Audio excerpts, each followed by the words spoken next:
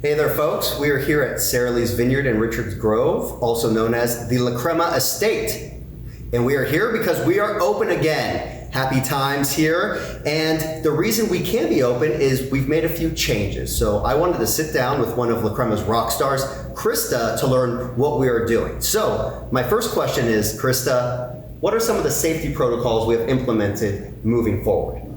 Yes, we are taking a few more safety precautions here. So we're reducing our capacity at the estate to make sure that everyone is 6 feet or more apart from each other. We're also only allowing 2 seatings to make sure that we have ample time in between those to sanitize all the tables and chairs and make sure that we're doing all the proper glass washing and everything. Well, that's great to hear.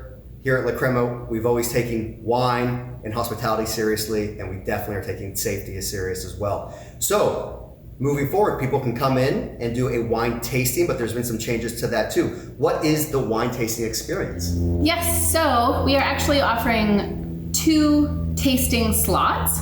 So it's going to be 11 to 12 reservations and then a 2 to 3 o'clock reservations.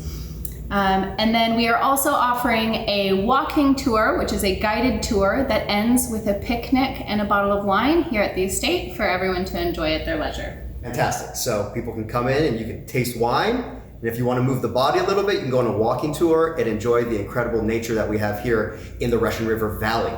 So, Krista, if people want to visit us, can they just stop by, or what's the best way to make reservations?